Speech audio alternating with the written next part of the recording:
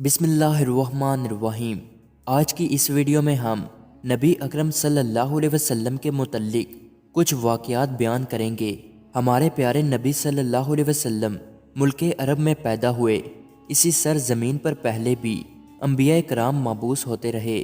ہر نبی نے اپنے زمانے اور حالات کے مطابق شریعت کی باتیں بتائی، لوگوں کو اللہ کی طرف بلایا، نیکی کی دعوت دی، برائی سے روکا۔ آخر میں ہمارے پیارے نبی حضرت محمد مصطفیٰ صلی اللہ علیہ وسلم مبعوث ہوئے۔ آپ نے بھی وہی تعلیم دی جو سابقہ نبیوں نے دی۔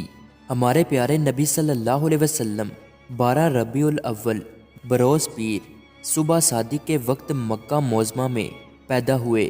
بچے کا نام محمد رکھا گیا۔ ایسا نام عرب میں کسی نے نہیں رکھا۔ آپ صلی اللہ علیہ وسلم جس زمانہ میں پیدا ہوئے اسے عام الفیل کہا جاتا ہے۔ فیل کے معنی ہاتھی کے ہیں۔ یمن کا بادشاہ ابرہہ کعبہ پر حملہ کرنے کی غرض سے آیا تھا۔ فوج کے سپاہی ہاتھیوں پر سوار تھے۔ ابرہہ کا مقابلہ کسی نے نہیں کیا۔ خدا کا کرشمہ دیکھیے کہ اللہ نے ابرہہ کو پسپا کر دیا۔ اس کے بہت سے سپاہی ہلاک ہو گئے۔ عرب میں دستور تھا کہ بچہ پیدا ہوتے ہی دائیا کے حوالے کر دیا جاتا اور وہ اپنے گاؤں لے جا کر اپنی نگرانی میں پرورش کرتی۔ بچہ کھلی ہوا میں پرورش پاتا، تندرست و توانائی سے رہتا، صاف ستھری زبان سیکھتا، زبان میں فصاحت و بلاغت ہوتی۔ چنانچہ اسی روایتی دستور کے مطابق آپ صلی اللہ علیہ وسلم کو حلیمہ سعدیہ کے حوالے کیا گیا۔ جب آپ صلی اللہ علیہ وسلم کی عمر 6 سال کی ہوئی تو حلیمہ سعدیہ آپ صلی اللہ علیہ وسلم کو حضرت آمنہ کے پاس لے آئی۔ کچھ عرصہ بعد حضرت آمنہ رضی اللہ تعالی عنہا کا انتقال ہو گیا۔ ماں کی شفقت سے محروم ہونے کے بعد آپ صلی اللہ علیہ وسلم کے دادا عبد المطلب نے پرورش کرنے کی ذمہ داری سنبھال لی۔ عبد المطلب آپ صلی اللہ علیہ وسلم کو پیار و محبت کے ساتھ پرورش کرتے رہے۔ 2 سال کے بعد ان کی وفات ہو گئی تو آپ صلی اللہ علیہ وسلم کے چچا ابو طالب نے آپ صلی اللہ علیہ وسلم کو لے لیا۔ ہر طرح سے آپ صلی اللہ علیہ وسلم کا خیال رکھا اور آپ صلی اللہ علیہ وسلم کی نگرانی کرتے رہے۔ جب آپ صلی اللہ علیہ وسلم کچھ سمجھدار ہوئے تو تجارتی سفر میں ابو طالب کے ساتھ جاتے تھے۔ آپ صلی اللہ علیہ وسلم بکریاں بھی چراتے تھے، اپنے چچا کے گلوں کی رکھوالی بھی کرتے اور چرانے کے لیے جنگل لے جاتے۔ آپ صلی اللہ علیہ وسلم نے اپنے چچا ابو طالب کے ہمراہ کئی تجارتی سفر کیے، خرید و فروخت کے طریقے سیکھے۔ سفر کے دوران بہت سے لوگوں سے ملاقات ہوئی، ان سے بات چیت کرنے کا موقع ملا۔ آپ صلی اللہ علیہ وسلم اکثر ملک شام جایا کرتے تھے۔ مکہ میں ایک خاتون رہتی تھی، نام ختیجہ تھا۔ عورت تو تھی لیکن باصلاحیت تھی۔ وہ بھی تجارت کرتی تھی اور اپنا مال ملک شام بیچتی تھی۔ حضرت ختیجہ آپ صلی اللہ علیہ وسلم کے بارے میں اکثر سنا کرتی تھی کہ آپ صلی اللہ علیہ وسلم ایک کامیاب تاجر ہیں اور آپ صلی اللہ علیہ وسلم کی اعلیٰ صفات اور حسن اخلاق سے بھی واقف تھی۔ لوگوں کی زبان سے یہ کہتے سنا کہ آپ صلی اللہ علیہ وسلم صادق اور امین ہیں، لوگوں پر رحم کرتے ہیں۔ حضرت ختیجہ رضی اللہ تعالی عنہا دل میں کہنے لگی کہ ایسے راست باز اور سچے آدمی سے ملنا چاہیے، شاید وہ کاروبار میں مدد کر سکے۔ انہوں نے آپ صلی اللہ علیہ وسلم کو پیغام بھیجا۔ حضور اکرم صلی اللہ علیہ وسلم بی بی ختیجہ کے گھر پہنچے۔ بی بی ختیجہ رضی اللہ تعالی عنہا نے حضور اکرم صلی اللہ علیہ وسلم سے عرض کیا کہ آپ صلی اللہ علیہ وسلم تجارتی مال لے جا کر فروخت کریں، مجھے آپ صلی اللہ علیہ وسلم جیسے شخص کی ضرورت ہے۔ حضور صلی اللہ علیہ وسلم نے اس پیشکش کو منظور کر لیا، چنانچہ تجارت کا مال لے کر شام جانے کے لیے تیار ہو گئے۔ حضرت ختیجہ رضی اللہ تعالی عنہا نے اپنا غلام میسرہ آپ صلی اللہ علیہ وسلم کی خدمت کے لیے ہمراہ کر دیا۔ قافلہ روانہ ہوا۔ آپ صلی اللہ علیہ وسلم ملک شام کی طرف جا رہے تھے تو راستے میں بصرہ کے قریب ایک یہودی عالم ربی رہتا تھا۔ آپ صلی اللہ علیہ وسلم اس کے قریب سے گزرے۔ کچھ دیر آرام کے لیے ایک درخت کے سایہ میں بیٹھ گئے۔ ربی نے آپ صلی اللہ علیہ وسلم کو خوب غور سے دیکھا اور میسرہ کو اشارے سے اپنے پاس بلا کر پوچھا، یہ تمہارے ساتھ کون ہے؟ اس نے کہا، اس شخص کا تعلق قبیلہ قریش سے ہے۔ ربی نے کہا، خدا کی قسم، اس درخت کے سایہ تلے سوائے نبی کے کوئی نہیں بیٹھتا۔ کاش میں اس وقت تک زندہ رہتا جب اس شخص کو نبوت ملتی۔ شام کے سفر سے واپس لوٹے، مال فروخت کرنے کے بعد جو رقم حاصل کی، آپ صلی اللہ علیہ وسلم نے حضرت حتیجہ کے حوالے کی۔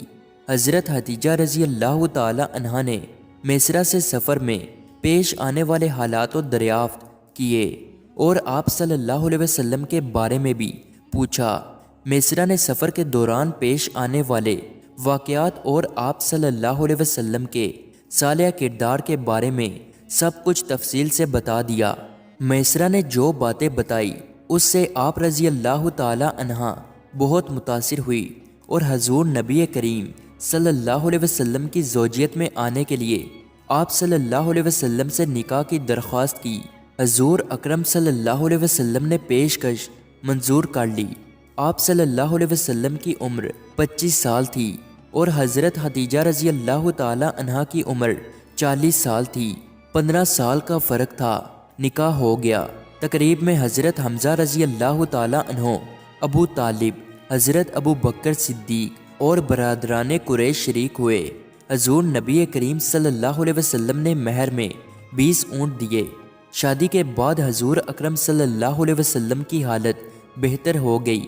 آپ صلی اللہ علیہ وسلم غریبوں کا خیال رکھتے تھے، بے کسوں کی مدد فرماتے تھے، مصیبت زدہ لوگوں کے کام آتے تھے۔ قریش آپ صلی اللہ علیہ وسلم کی سچائی اور حسن اخلاق کے قائل ہو گئے۔ ہر شخص آپ صلی اللہ علیہ وسلم کی تعریف کرتا تھا۔ یوں تو سارے عرب میں گمراہی پھیلی ہوئی تھی، ہر طرف بد نظمی اور انتشار کا ماحول پایا جاتا تھا۔ کمزوروں کا جینا دو بر ہو چکا تھا، انصاف نام کی کوئی چیز نہیں تھی۔ مکہ کی حدود میں بھی کچھ اسی قسم کی حالت پائی جاتی تھی۔ باہر سے کوئی تاجر مال لے کر آتا تو لوٹ لیا جاتا، یا مال خرید کر رقم نہیں دیتا، کوئی کسی کا حق دبا بیٹھتا۔ سرکار دو عالم صلی اللہ علیہ وسلم کو ان خرابیوں کے باعث بہت دکھ پہنچا تھا۔ مکہ کے سنجیدہ اور انصاف پسند لوگوں نے خلف الفضول کے نام سے ایک انجمن کی بنیاد رکھی، جس کا مقصد یہ تھا کہ ہر اس مظلوم کی حمایت کی جائے جو شہر مکہ کی حدود میں پایا جائے، خواہ وہ وہی کا باشندہ ہو یا اجنبی۔ رسول اللہ صلی اللہ علیہ وسلم نے اس عمل کو بہت پسند فرمایا۔ یہ تو سب ہی جانتے ہیں کہ آج سے 4000 سال پہلے حضرت ابراہیم علیہ السلام نے خانہ کعبہ کی بنیاد رکھی۔ تعمیر میں حضرت اسماعیل علیہ السلام نے بھی حصہ لیا۔ خانہ کعبہ جس حالت میں آج نظر آ رہا ہے، پائیداری اور خوبصورتی کے اعتبار سے قدیم کعبہ سے بہت فرق ہے۔ صدیاں گزر گئی، آج بھی اللہ کا یہ گھر قائم ہے۔ کبھی ایسا بھی ہوتا تھا کہ خراب موسمی حالات اور بارشوں کی وجہ سے عمارت بوسیدہ ہو جاتی تھی تو مرمت کرنے کی ضرورت پیش آتی تھی۔ جب سرکار دو عالم صلی اللہ علیہ وسلم کی عمر مبارک 35 سال تھی تو ایک مرتبہ پھر ضرورت پیش آئی تو تعمیر کا کام شروع ہوا۔ کام تو مکمل ہو چکا، صرف سنگ اسود رکھنے کی باری آئی۔ سنگ اسود رکھنا ہر شخص کے لیے ایک اعلیٰ اعزاز تھا۔ سرداروں میں سے ہر شخص یہ چاہتا تھا کہ یہ سعادت اس کے حصے میں آئے۔ اس کے لیے لڑائی جھگڑے کی نوبت آ چکی تھی۔ بعد میں اتفاق رائے سے یہ بات منظور ہوئی کہ اگلے روز صبح سویرے سب سے پہلے جو شخص صحن کعبہ میں داخل ہوگا وہ جو فیصلہ کرے گا ہم مان لیں گے۔ دوسری صبح سرکار دو عالم کو صحن کعبہ کی طرف آتے ہوئے دیکھ کر سب نے ایک آواز ہو کر کہا، صادق آ گئے، امین آ گئے۔ سرداروں نے فیصلہ کرنے کا اختیار آپ صلی اللہ علیہ وسلم کو دیا۔ آپ صلی اللہ علیہ وسلم ثالث مقرر ہوئے۔ آپ صلی اللہ علیہ وسلم نے ایک چادر منگوائی۔ درمیان میں آپ صلی اللہ علیہ وسلم نے اپنے مبارک ہاتھوں سے سنگ اسود رکھا اور اس کے کونے سرداروں سے پکڑوا کر حجر اسود کو خانہ کعبہ تک لے گئے، اس جگہ پر رکھ دیا۔ آپ صلی اللہ علیہ وسلم کے اس منصفانہ فیصلے کی سب نے تعریف کی۔ حضور اکرم صلی اللہ علیہ وسلم کا ہر لمحہ اور ہر وقت عبادت الہی میں گزرتا تھا۔ آپ صلی اللہ علیہ وسلم ہر کام اللہ کی مرضی کے مطابق کرتے تھے۔ ایک مرتبہ کسی صحابی نے حضرت عائشہ رضی اللہ تعالی عنہا سے دریافت کیا کہ حضرت محمد صلی اللہ علیہ وسلم کے بارے میں کچھ فرمائیے۔ حضرت عائشہ نے فرمایا، آپ صلی اللہ علیہ وسلم کی زبان پر ہر لمحہ اللہ کا ذکر رہتا تھا۔ مکہ معظمہ سے 3 میل کے فاصلے پر ایک پہاڑ ہے، یہاں ایک غار ہے۔ یہ جگہ بالکل سنسان ہے۔ یہ غار ہیرا کے نام سے مشہور ہے۔ اللہ کے رسول صلی اللہ علیہ وسلم کئی دن تک اس غار میں گزارتے، اللہ کا ذکر کرتے اور عبادت میں مصروف رہتے۔ آپ صلی اللہ علیہ وسلم ذکر الہی میں مشغول تھے کہ اچانک ایک نورانی جسم نمودار ہوا۔ یہ جبرائیل علیہ السلام تھے۔ فرشتے نے کہا، پڑھ۔ آپ صلی اللہ علیہ وسلم نے کوئی خیال نہیں کیا۔ ایسا معلوم ہوتا تھا کہ کوئی آپ صلی اللہ علیہ وسلم کو پوری قوت سے دبا رہا ہے۔ پھر آواز آئی، پڑھ۔ آپ صلی اللہ علیہ وسلم نے فرمایا، میں کیا پڑھوں؟ جواب ملا، پڑھ اپنے رب کے نام سے جس نے کائنات کو پیدا کیا اور انسان کو خون کے لوتھڑے سے پیدا کیا۔ پڑھیے، آپ کا رب بڑا کریم ہے جس نے قلم کے ذریعے تعلیم دی، انسان کو وہ علم دیا جو وہ نہیں جانتا تھا۔ یہ پہلی وحی تھی جو آپ پر نازل ہوئی۔ آپ صلی اللہ علیہ وسلم منصب رسالت پر فائز ہوئے۔ اللہ کے رسول گھر تشریف لائے۔ حضرت خدیجہ رضی اللہ تعالی عنہا سے غار ہیرا میں جو کچھ ہوا آپ صلی اللہ علیہ وسلم نے سنا دیا۔ حضرت خدیجہ نے جیسے ہی آپ صلی اللہ علیہ وسلم کی زبان مبارک سے سنا، فوراً ایمان لے آئی اور فرمایا، خدا کی قسم، اللہ آپ صلی اللہ علیہ وسلم کو کبھی رنجیدہ نہیں کرے گا۔ آپ رشتہ داروں کے کام آتے ہیں، سچ بولتے ہیں، بے کسوں کی مدد کرتے ہیں، ناداروں کا خیال رکھتے ہیں، مہمان کی توجہ کرتے ہیں اور نیک کاموں میں ہاتھ بٹاتے ہیں، بےہودہ بات نہیں کرتے۔ حضرت خدیجہ رضی اللہ تعالی عنہا آپ صلی اللہ علیہ وسلم کو اپنے بھائی ورقہ بن نوفل کے پاس لے گئی اور واقعہ بیان کیا۔ وہ الہامی کتابوں کے عالم تھے۔ پکار اٹھے، پاک ہے، پاک محمد صلی اللہ علیہ وسلم پیغمبر ہیں، پریشان نہ ہو۔ حضرت خدیجہ الکبریٰ رضی اللہ تعالی عنہا، حضرت علی رضی اللہ تعالی عنہ، حضرت زید بن حارث رضی اللہ تعالی عنہ جو آپ صلی اللہ علیہ وسلم کے غلام تھے، اور دیرینہ رفیق حضرت ابو بکر صدیق رضی اللہ تعالی عنہ آپ صلی اللہ علیہ وسلم پر ایمان لے آئے اور آپ صلی اللہ علیہ وسلم کی نبوت کی تصدیق کی۔ حضرت ابو بکر اپنے زیر اثر حلقہ کے لوگوں کو بھی دائرہ اسلام میں لے آئے، جن میں حضرت عثمان، حضرت زبیر، حضرت عبد الرحمن بن عوف، حضرت سعد بن وقاص اور حضرت طلحہ رضی اللہ تعالی عنہ شامل تھے۔ ایمان لانے والوں میں اضافہ ہی ہوتا رہا، حتیٰ کہ مسلمانوں کی تعداد 30 سے بڑھ گئی۔ تبلیغ کا سلسلہ جاری رکھنے کے لیے حضرت ارقم رضی اللہ تعالی عنہ کے گھر کو مرکز بنا لیا۔ 3 برس تک اشاعت اسلام کا کام خفیہ طور پر جاری رہا۔ چوتھے سال حکم الہی صادر ہوا، جو آپ صلی اللہ علیہ وسلم کو حکم دیا گیا ہے اسے پورا کر دیجیے۔ اس آیت کے نزول کے بعد آپ صلی اللہ علیہ وسلم کھلے عام تبلیغ کرنے لگے۔ اس کے بعد پھر اللہ نے حکم دیا، اور اپنے قریبی رشتہ داروں کو ڈراتے رہیے۔ حکم کی تعمیل کرتے ہوئے اپنے گھر میں ایک ضیافت کا اہتمام کیا اور اپنے رشتہ داروں کو مدعو کیا۔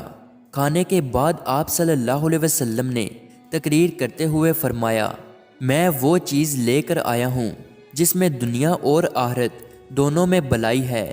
پھر آپ صلی اللہ علیہ وسلم نے مہمانوں سے پوچھا، ایک نیک کام ہے اس میں کون میرا ساتھ دے گا؟ مجلس میں خاموشی چھا گئی، جواب کسی سے نہ بن پڑا۔ اچانک حضرت علی رضی اللہ تعالی عنہ اٹھ کھڑے ہوئے اور فرمایا، میں عمر میں کم سن ہوں لیکن میں آپ صلی اللہ علیہ وسلم کا ساتھ دوں گا۔ حضرت علی کے کہنے پر لوگ ہنس پڑے، کچھ نے تو مذاق بھی اڑایا۔ مجلس برخاست ہو گئی۔ ایک اور موقع پر آپ صلی اللہ علیہ وسلم نے عزیزوں کو متوجہ کیا۔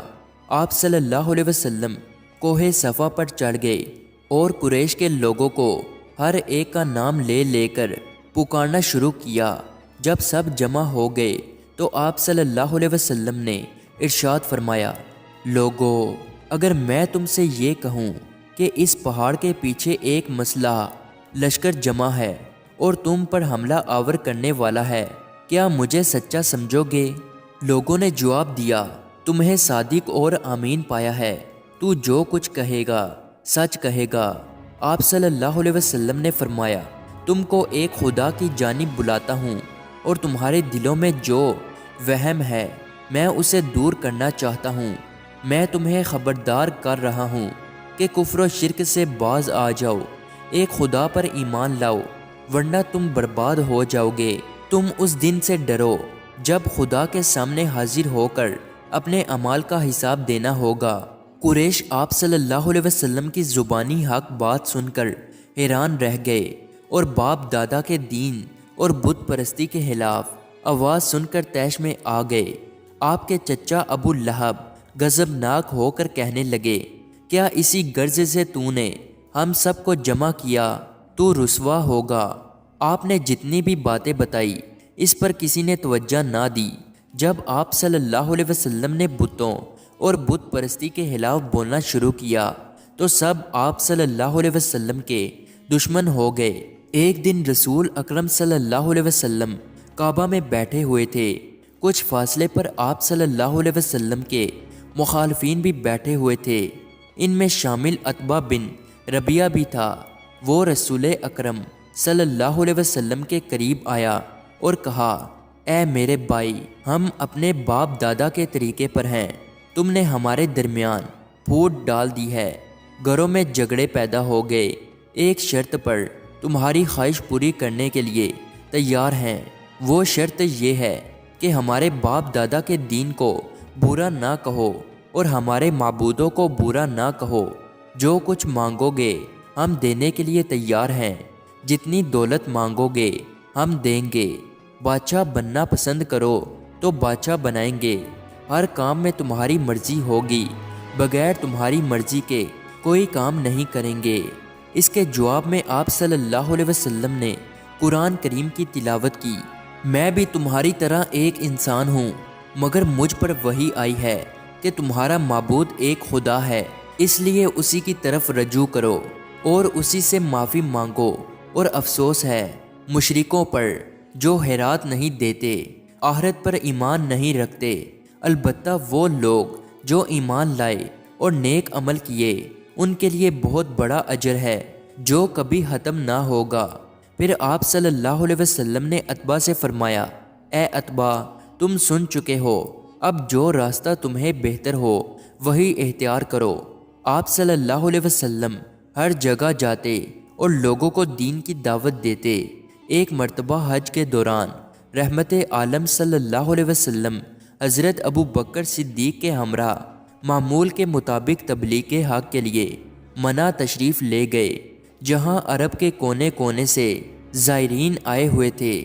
دعوت توحید دیتے ہوئے ایسی مجلس میں پہنچے جو بڑی باعظمت اور باوقار تھی۔ چند معزز اور ذی وجاہت اشخاص بات چیت میں مصروف تھے۔ حضرت ابو بکر نے آگے بڑھ کر سلام کیا، ان سے پوچھا، اے بیت اللہ کے مہمانوں، تم کس قبیلہ سے تعلق رکھتے ہو؟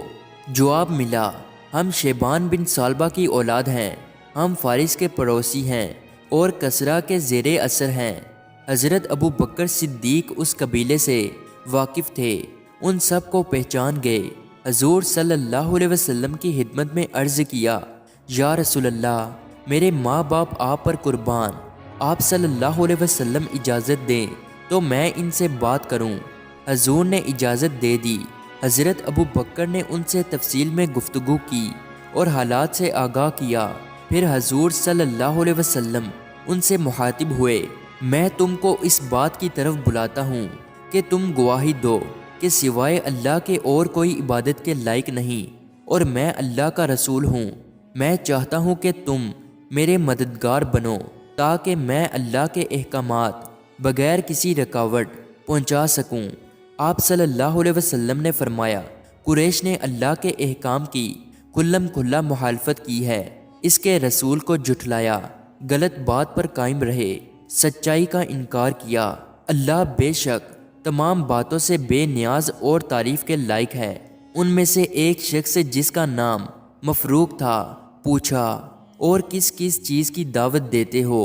اس کے جواب میں حضور اکرم صلی اللہ علیہ وسلم نے قرآن حکیم کی چند آیات تلاوت فرمائی، جن میں حکم دیا گیا ہے کہ اللہ کے ساتھ کسی کو شریک نہ کرو، ماں باپ کے ساتھ احسان کرو، اپنی اولاد کو مفلسی کے ڈر سے مت قتل کرو، بے حیائی کے قریب بھی نہ بھٹکو، خواہ وہ پوشیدہ ہو یا ظاہر، جن کا خون اللہ نے حرام کیا ہے ان کو ناحق قتل مت کرو، یتیم کے مال کو ہاتھ نہ لگاؤ، ناپ تول انصاف کے ساتھ کیا کرو، اور جب تم بات کرو تو انصاف کرو۔ مفروق قرآن کریم کی آیات سن کر بول اٹھا، اے قریشی بھائی، جو تم نے سنایا کتنا پیارا کلام ہے جو دل میں اترتا چلا گیا، یقیناً ایسا کلام زمین والوں کا نہیں ہو سکتا۔ خدا کی قسم جو کچھ تم کہتے ہو اس میں بلائی ہی بلائی ہے۔ جن لوگوں نے تمہیں جھٹلایا انہوں نے تمہارے ساتھ زیادتی کی ہے۔ رسول اللہ صلی اللہ علیہ وسلم اپنی قوم کو راہ راست پر لانے اور برائی سے روکنے کے لیے تبلیغ کرتے رہے۔ کفار قریش تو پہلے ہی دشمن بن چکے تھے اور کئی بار ابو طالب کے پاس شکایت لے کر آتے تھے۔ پھر ایک مرتبہ ابو طالب کے پاس آئے اور ان سے کہا، اے ابو طالب، آپ سن رسیدہ بزرگ ہیں، ہم سب آپ کی قدر کرتے ہیں۔ ہم نے آپ سے پہلے بھی کہا تھا کہ آپ اپنے بھتیجے کو منع کریں، وہ ہمارے معبودوں کے خلاف باتیں نہ کرے۔ اب ہم برداشت نہیں کریں گے، آپ انہیں ایسا کرنے سے باز رکھیں یا ان پر سے دستے شفقت اٹھا لیں اور ان کی مدد نہ کریں۔ ابو طالب نے رسول اللہ صلی اللہ علیہ وسلم کو بلا بھیجا۔ آپ تشریف لائے تو ان سے کہا، میرے بھتیجے، تمہاری قوم کے لوگ میرے پاس آئے تھے، تمہارے بارے میں بہت کچھ کہہ رہے تھے، ذرا میری جان کا بھی خیال کرو اور اپنی جان کا بھی، اور مجھ پر اتنا بوجھ نہ ڈالو کہ میں اٹھا نہ سکوں۔ رسول اللہ صلی اللہ علیہ وسلم نے فرمایا، کوئی میرے داہنے ہاتھ میں سورج اور بائیں ہاتھ میں چاند رکھ دے اور مجھ سے کہے کہ میں اس کام سے باز آ جاؤں، میں ایسا نہیں کروں گا، خواہ اس کے لیے میری جان چلی جائے۔ پھر رسول اللہ صلی اللہ علیہ وسلم کی آنکھوں سے آنسو جاری ہو گئے۔ یہ دیکھ کر ابو طالب نے کہا، جو تمہارا دل چاہے کرو اور جس طرح چاہے تبلیغ کرو، تم کو کسی کے حوالے نہیں کروں گا۔ پھر آپ کو اللہ کی طرف سے حکم ہوا کہ خاندان والوں کے انکار سے مایوس نہ ہو، مکہ کے آس پاس بھی لوگ رہتے ہیں، ان کے پاس جائیے اور دین کی دعوت دیں۔ اور اسی طرح ہم نے تم پر عربی زبان میں قرآن نازل کیا تاکہ گمراہوں کو خوف دلائیں، یعنی اے پیغمبر، اب آپ شہر مکہ کے آس پاس رہنے والوں کو اللہ کا پیغام پہنچائیے۔ چنانچہ پیغام ملتے ہی آپ طائف تشریف لے گئے، وہاں ثقیف کے ذمہ دار لوگوں سے ملاقات کی اور دین حق کی دعوت دی۔ طائف میں بھی آپ صلی اللہ علیہ وسلم کے مخالفین تھے، وہ نہیں چاہتے تھے کہ آپ صلی اللہ علیہ وسلم وہاں دین کی باتیں بتائیں۔ انہوں نے وہاں کے اوباش اور اوقار لوگوں کو ورگلایا کہ بے حودی سے پیش آئیں۔ چنانچہ شریر لڑکوں نے آپ صلی اللہ علیہ وسلم کے جسم اطہر کو مار مار کر لہو لہان کر دیا۔ آپ صلی اللہ علیہ وسلم کے ہمراہ حضرت زید رضی اللہ تعالی عنہ بھی تھے۔ انہوں نے عرض کیا کہ یا رسول اللہ، ان لوگوں کے لیے بد دعا کیجیے تاکہ اللہ ان پر اپنا غضب ناک کرے، وہ تباہ ہو جائیں۔ اسی وقت ایک فرشتہ حاضر ہوا اور کہنے لگا، کہ آپ صلی اللہ علیہ وسلم حکم دیں تو میں دونوں پہاڑوں کو جو مکہ اور طائف کے درمیان ہیں ملا دوں تاکہ یہ نافرمان پس کر رہ جائیں۔ یہ سن کر آپ صلی اللہ علیہ وسلم نے فرمایا، میں ان پر لعنت کرنے کے لیے نہیں، ان پر رحمت بنا کر بھیجا گیا ہوں۔ گمراہ لوگوں نے آپ صلی اللہ علیہ وسلم کو ستایا، لیکن آپ صلی اللہ علیہ وسلم نے ان کے لیے بد دعا نہیں، دعا فرمائی، اے اللہ میری قوم کے لوگوں کو ہدایت دے کیونکہ یہ نادان ہیں۔ ایک مرتبہ آپ صلی اللہ علیہ وسلم کعبہ میں نماز پڑھ رہے تھے کہ عقبہ بن محیط آیا اور گردن میں چادر ڈال کر بل دینے لگا، جس سے آپ صلی اللہ علیہ وسلم گر پڑے، اور ایک موقع پر اس نے اونٹوں کی اوجری سجدے کی حالت میں آپ صلی اللہ علیہ وسلم کے دونوں شانوں کے درمیان رکھ دی اور کہککے لگانے لگا۔ حضرت فاطمہ رضی اللہ تعالی عنہا کو خبر ہوئی تو دوڑی آئی اور اسے ہٹایا۔ اسی طرح آپ صلی اللہ علیہ وسلم کے نام لیواؤں پر بھی ہر طرح کے مظالم ڈائے انہیں دہکتے انگاروں پر لٹا دیتے۔ صرف اسی پر اکتفا نہیں کرتے بلکہ اس وقت تک لٹائے رکھتے جب تک کہ ان کی چربی پگھل کر انگاروں کو ٹھنڈا نہیں کر دیتی۔ ایک اور سزا کا طریقہ یہ تھا کہ تپتی زمین پر لٹا کر چھاتی پر بھاری پتھر رکھ کر لوہا آگ میں تپا کر جسم کو داغا جاتا تھا۔ جب کفار مکہ نے ایمان والوں کا جینا دو بر کر دیا تو حضور صلی اللہ علیہ وسلم نے اپنے ساتھیوں سے فرمایا، حبشہ چلے جاؤ، وہاں کا بادشاہ انصاف پسند ہے، وہ کسی پر ظلم نہیں کرتا، نہ ظلم پسند کرتا ہے۔